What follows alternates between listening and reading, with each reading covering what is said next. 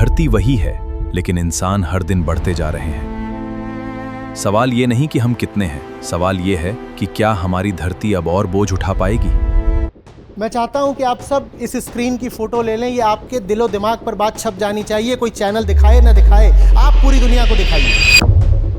और कोई नहीं कह रहा कि बच्चे होने नहीं चाहिए, मुझे भी बहुत अच्छे लगते हैं बच्चे। 1 fewer child, क्या लिखा है वहां? 1 fewer child, एक है तो दूसरे की आवश्यकता नहीं है बाबा। जिस दिन आप इतने सारे हो जाओगे कि आपको सच बताया जाए, आपको बुरा ना लगे और आपके पास तादाद भी हो, उस दिन हर चैनल को, हर अखबार को मजबूर हो करके ये दिखाना पड़ेगा प्राइम टाइम पर। जिसकी जिंदगी झूठ में चल रही है, उसके लिए सच सम्मान की नहीं, खतरे की बात होता है। आपसे मुद्दा मैं इसीलिए उठा पा रहा हूं क्योंकि सबसे पहले मैं चाहता हूं कि आप सब इस स्क्रीन की फोटो ले लें, ये आपके दिलो दिमाग पर बात छप जानी चाहिए। कोई चैनल दिखाए ना दिखाए, आप पूरी दुनिया को दिखाइए। और ये जो स्क्रीन है, ये आपको बताएगी कि क्यों ये बात आपके सामने नहीं लाई जाती।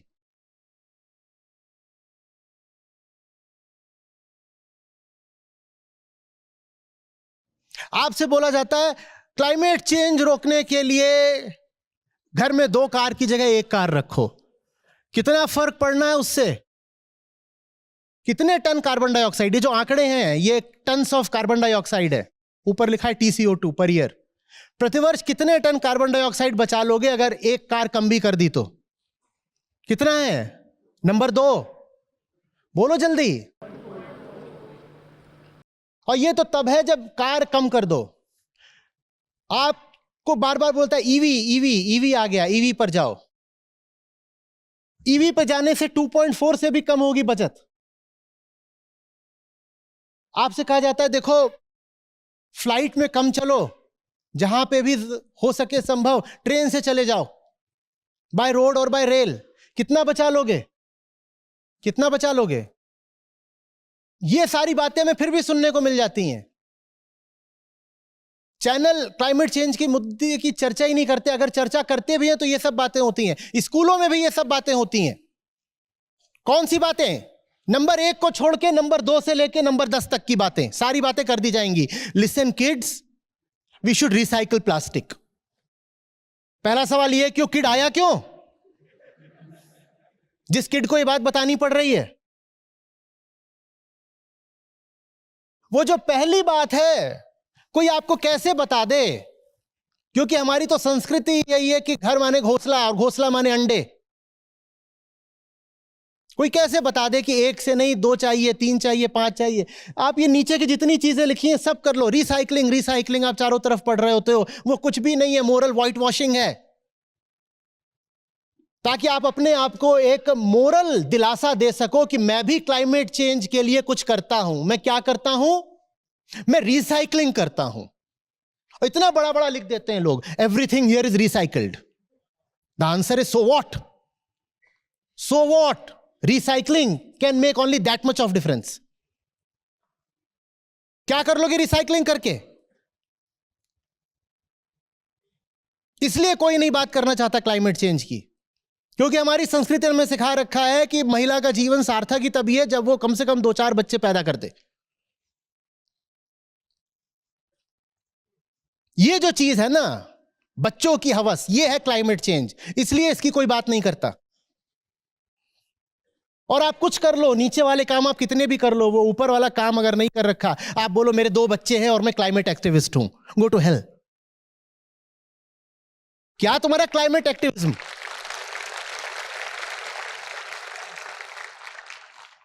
कौन सा क्लाइमेट एक्टिविज्म? वो 58.6 मल्टीप्लाइड बाय 2। और तुम अब जाकर के पूरी दुनिया को सीख दे रहे हो कि ये नीचे वाली चीजें कम कर दो। ये नीचे वाला कम करके क्या हो जाएगा? जो होना था हो गया।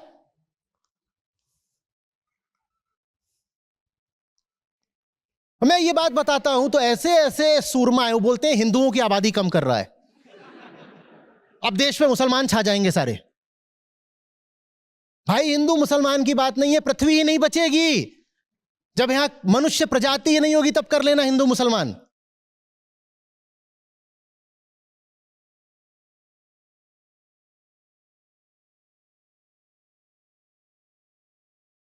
ग्रीन एनर्जी, ये सब खूब सुनते हो कि नहीं?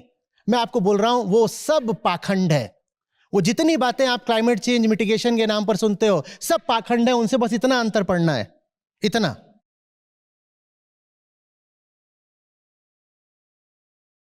इसको अच्छे तरीके से देख लीजिए। ये भी जो बात वहां लिखी हुई है ना कि ऊपर का एक हिस्सा बना दिया, इसको लिख दिया हाई इंपैक्ट, वास्तव में वो भी गलत है। हमने हाई इंपैक्ट वाले क्षेत्र में फ्यूअर चाइल्ड और बाकी सारी चीजें भी जोड़ दी हैं। सबकी सब हाई इंपैक्ट थोड़ी हैं।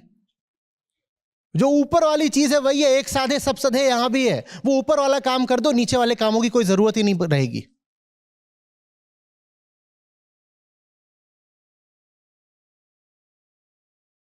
Wash clothes in cold water.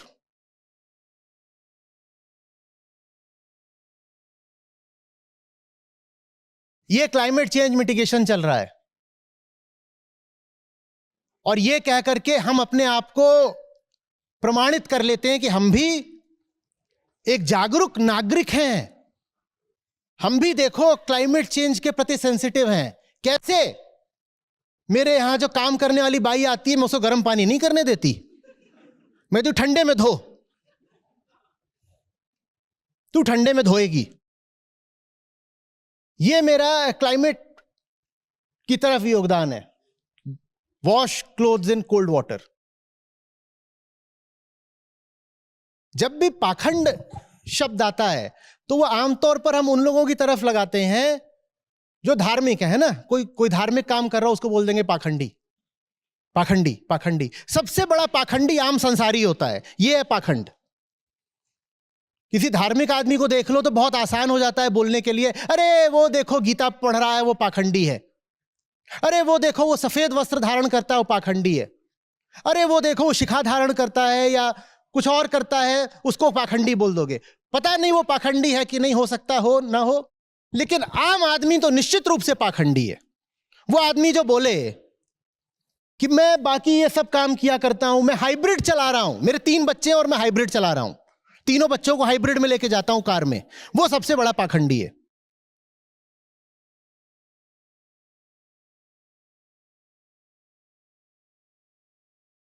यही जो चार्ट है जो आप पाई चार्ट के रूप में दिखाते हो, वो है आपके पास? उसको भी लगा दीजिएगा, ये सब लोग उसकी भी फोटो ले लें। और कोई नहीं कह रहा कि बच्चे होने नहीं चाहिए, मुझे भी बहुत अच्छे लगते हैं बच्चे। 1 fewer चाइल्ड, क्या लिखा है वहां? 1 fewer चाइल्ड। एक है तो दूसरे की आवश्यकता नहीं है बाबा। मेडिकल साइंस बहुत तरक्की कर गया। ज्यादा बच्चे तब चाहिए होते थे जब चाइल्ड मॉर्टेलिटी रेट बहुत हाई था, तब भरोसा नहीं होता था कि बच्चे रहेंगे नहीं रहेंगे, क्या होगा। ज्यादा बच्चे तब चाहिए होते थे जब आप खेत में काम करते थे और खेत बहुत बड़ा होता था, आप कहते थे जितने हाथ होंगे उतनी उत्पादकता बढ़ेगी। पहली बात तो आप आज खेत में काम नहीं करते, दूसरी बात खेतों का आकार ही बहुत छोटा हो गया है अब, और मैकेनाइज्ड फार्मिंग होती है। अब तो यह है कि अगर किसी किसान के 3 बेटे हो गए तो खेत और छोटा हो जाएगा, और खेत जितना छोटा होता जाता है प्रोडक्टिविटी उतनी गिरती जाती है। क्रॉप यील्ड्स भी ज्यादा हो, उसके लिए जरूरी है कि जो फार्म साइज है वो बड़ा हो। यह बहुत बीते जमाने की बात है कि ज्यादा बच्चे चाहिए। पहले ज्यादा बच्चों के पीछे एक तर्क था, वैध तर्क था। आज वो तर्क नहीं है सही। पहले का तर्क आप समझ रहे हो क्या था? बहुत पुराना तर्क। क्या?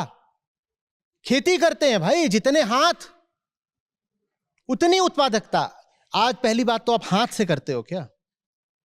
अमेरिका की 1% आबादी नहीं है जो खेती में लगी हुई है, और वो पूरे देश को भी खिलाते हैं और निर्यात भी करते हैं। भारत की आज भी 60% आबादी खेती में ही लगी हुई है। हमारे यहां पर जो होल्डिंग्स का, जो खेत का साइज ही है वो बहुत छोटा है, और बच्चे पैदा करके क्या करोगे? वो खेत और बढ़ जाएगा। पर पुरानी मानसिकता निकल नहीं रही है भीतर से, ठीक वैसे जैसे शक्कर खाने की ललक भीतर से हमारे निकल नहीं रही है। एक समय था जब हमारे पास फूड सिक्योरिटी नहीं थी, अतीत में बहुत पीछे, तब शरीर कोशिश करता था कि जिस दिन मिले उस दिन बहुत सारा खा लो, क्योंकि कल का भरोसा नहीं है। और खास तौर पर कार्बोहाइड्रेट्स खा लो और शुगर्स खा लो, क्योंकि आखिरी समय में जिंदा आपको वही रखेंगे। प्रोटीन की कमी हो गई तो चल जाओगे, मिनरल्स की कमी हो गई चल जाओगे, विटामिन से भी चल जाओगे, लेकिन अगर शरीर में एनर्जी ही नहीं बची तो नहीं चलोगे। एनर्जी सबसे ज्यादा किससे आती है? तो इसलिए हमारी बहुत पुरानी जंगल की आदत थी कि जब मीठा कुछ मिल जाए तो बहुत सारा खा लो, जहां कार्ब्स मिल रहे हो बहुत सारे खा लो। वो आदत हम आज तक नहीं छोड़ पा रहे, क्योंकि हमारे शरीर के भीतर आज भी पुराना जंगल बैठा हुआ है। वही बात है जो हमें आज भी ज्यादा बच्चे पैदा करने को मजबूर कर रही है, कुछ शारीरिक कुछ सामाजिक। हम समझ ही नहीं पा रहे हैं कि अतीत में ज्यादा बच्चा पैदा करना एक तार्किक बात थी, ठीक वैसे जैसे आज भी खरगोशों के लिए यह बिल्कुल सही है और बिल्कुल तार्किक है कि एक खरगोश कई बच्चे पैदा करे, लगातार पैदा करे। खरगोश हैं हमारे 6 महीने के नहीं होते हैं, वो बच्चे पैदा शुरू कर देते हैं करना, और एक बार में एक खरगोश एक नहीं बच्चा पैदा करता, लिटर होता है पूरा, कभी 2 कभी 4 कभी 6 बच्चे भी खरगोशों के। और वो व्यवस्था प्रकृति ने बिल्कुल ठीक करी है। बताओ क्यों? क्योंकि खरगोश बड़ा एक निरुपाय असहाय जीव होता है, कोई भी उसका नाश्ता कर लेता है। तो प्रकृति ने व्यवस्था करी है कि तुम ज्यादा बच्चे पैदा करो और बार बार पैदा करो। मुहावरा ही बन गया है, breeding like rabbits. Breeding like rabbits. Rabbit के लिए जरूरी है भाई, शेर के लिए नहीं जरूरी है कि इतने बच्चे पैदा करे, ना वो करता। हां, रैबिट बहुत सारे पैदा करता है। We are still breeding like rabbits. वो रहा, हाँ ये बीच वाला देखिए, ये बाकी सारे हैं काम जो आप करते रहते हो, ये बीच वाला काम है। ये बीच वाला काम छोड़ के बाकी सारे काम चल रहे हैं। और अगर आप बाकी सारे काम कर रहे हो और बीच में जो ये आपने कर दिया, इसका रंग ना ये नहीं होना चाहिए संतरे के रंग का, गिरुआ, इसका रंग लाल होना चाहिए। इसका रंग अपराध का रंग है।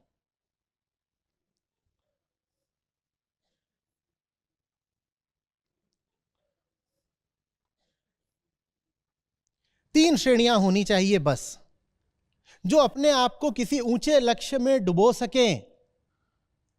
उन्हें कोई जरूरत नहीं है संतान की, बिल्कुल कोई जरूरत नहीं है। यह बात अपने मन से निकाल दीजिए कि जीवन में कोई बड़ी कमी रह जाएगी। अगर आप जीवन में कोई सार्थक लक्ष्य लेकर चलने का दम रखते हैं तो मत इस भाव में रहिए कि बच्चा तो बल्कि आपको बहुत सारे कामों से हटाकर अपनी ओर खींचता है। बहुत ऊर्जा, बहुत समय लगती है एक बच्चे को अगर आप सही लालन पोषण देना चाहते हैं तो। मैं आपके साथ जो काम कर रहा हूं, मुझे बताइए, मैं कर लेता? मेरे भी 2 हैं चुंगू मुंगू, तो मैं कर लेता क्या? आचार्य जी बैठे हुए थे, गीता पढ़ा रहे थे, एक तभी उछल के आया, पटाख से आगे बैठ गया, पापा।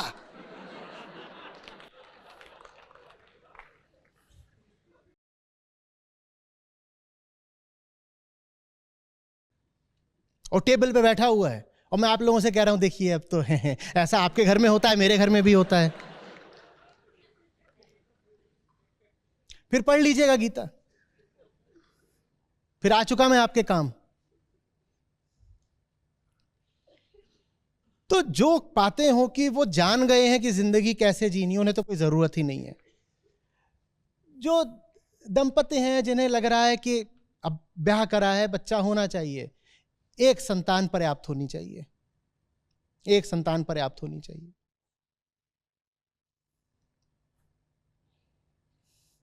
और एकदम आप किसी ऐसे परिवेश से आते हो कि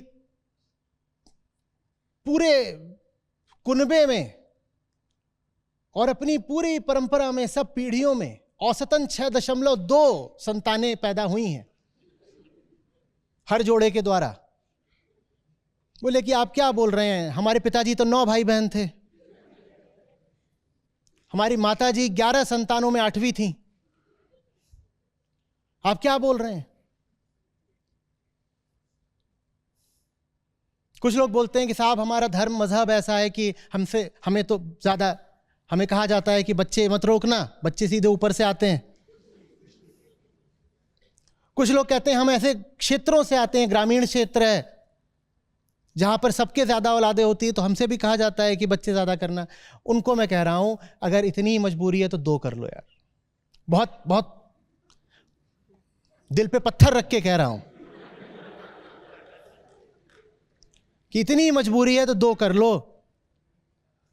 लेकिन जो भी है तुम्हारा, राम, भगवान, खुदा, गॉड, ईश्वर, अल्लाह, मैं उसकी दुहाई दे के कह रहा हूं 2 से तीसरे पर मत चले जाओ। और 2 भी बहुत ज्यादा है, पृथ्वी के पास अभी गुंजाइश नहीं है 2 बच्चे भी झेलने की। एक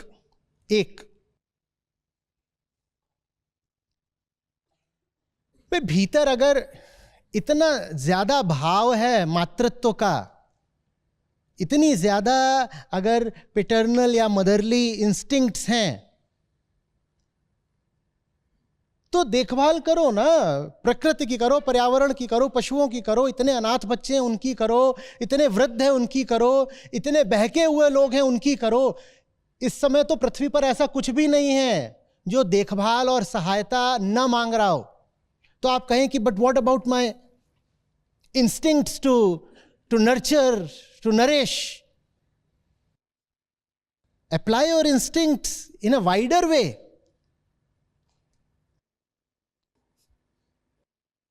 नदी क्या ये बोलती है कि मेरा पानी तो सिर्फ मैं ही पीऊंगी? नदी का क्या काम है? अगर आपके पास है तो पूरी दुनिया को दीजिए और बिना भेदभाव के दीजिए। नदी किसी को मना करती है तुझे नहीं दूंगी। वृक्ष कभी बोलता है कि भाई ये मैं हूं, ये मेरे फल हैं, ये तो मेरे ही आसपास के लोग खाएंगे, जो आके खाना चाहे सबका स्वागत है। इंसान क्या, पशु पक्षियों का भी स्वागत है। तोता आकर के फल खा रहा है, वृक्ष कभी तोते को मना करता है?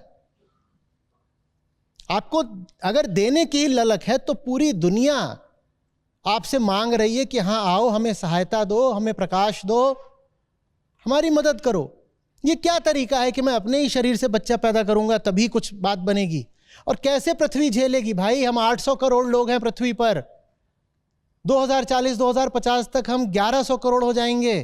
पृथ्वी कैसे झेलेगी? वो 800 ही नहीं झेल सकती, 1100 करोड़ कैसे झेल लेगी?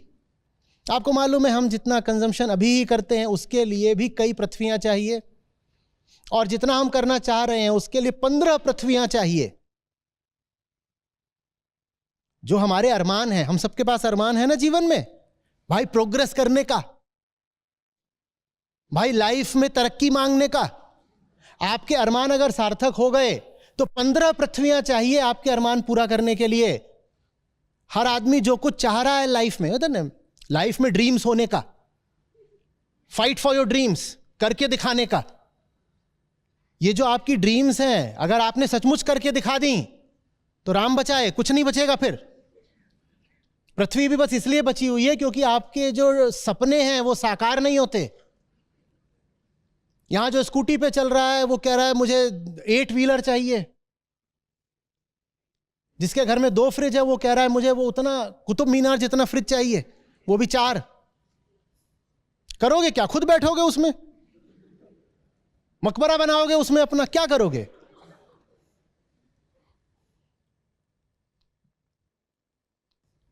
और ये तो सब कंजम्पशन की चीजें मैं जिनकी बात कर रहा हूं। सबसे बड़ा हमारा जो अरमान होता है वो तो इस बीच वाली चीज को लेकर होता है। मेरी बगिया में फूल कब खिलेगा?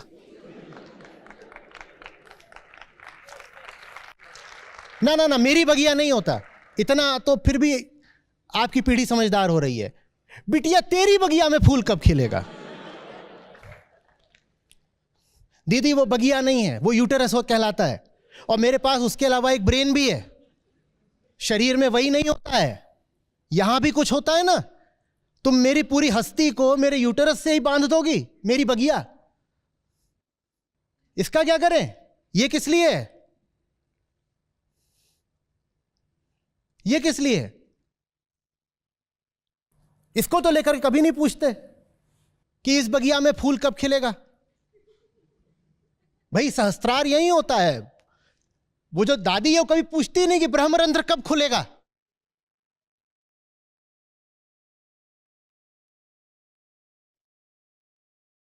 जो आप चक्रों की बात करते हो ना, आखिरी चक्र यहां होता है। हां, तो उसकी तो कोई नहीं पूछता कि आपके जीवन में वो पल कब आएगा जब मुक्ति पाओगे, वो तो कोई नहीं पूछता। बगिया में फूल खिलाने को पूरा जमाना तैयार है। तो खिला लो बगिया में फूल, ये रही बगिया।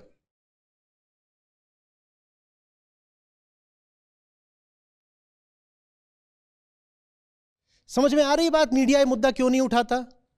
क्योंकि आपसे मुद्दा मैं इसीलिए उठा पा रहा हूं क्योंकि सबसे पहले मैं क्लाइमेट एक्टिविस्ट नहीं हूं, मैं आपको गीता पढ़ाने वाला शिक्षक हूं। मैंने आपको गीता नहीं पढ़ाई होती तो आप मेरी ये बातें सुन नहीं पाते।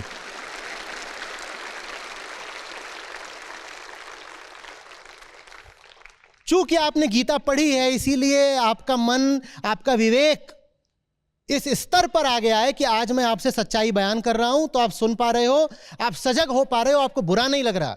आम आदमी को यह बात बताओ वो उखड़ जाएगा। लेकिन उखड़े तो उखड़े,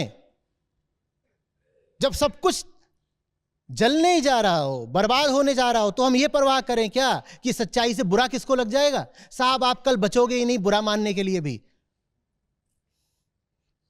आज मैं आपको थोड़ा बुरा मनवाए देता हूं, क्या पता इससे आप कल बच जाओ।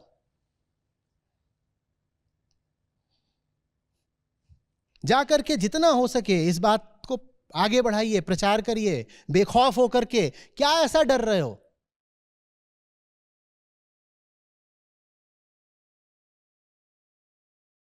आपको खुशी होगी इस नाते जो हमारी अपनी ऐप है जिसमें हमारे गीता और बाकी सब कार्यक्रम चलते हैं। यहाँ पर बुद्ध हैं, गीता है, उपनिषद हैं, अष्टावक्र हैं। ये मुझे मिले, मेरी ज़िंदगी बदली, ये तुम्हें मिलेंगे तुम्हारी ज़िंदगी भी बदलेगी। सच पूछिए तो मतलब लाखों नहीं तो कम से कम हज़ारों ज़िंदगियाँ तो हैं जो बिल्कुल बदली हैं।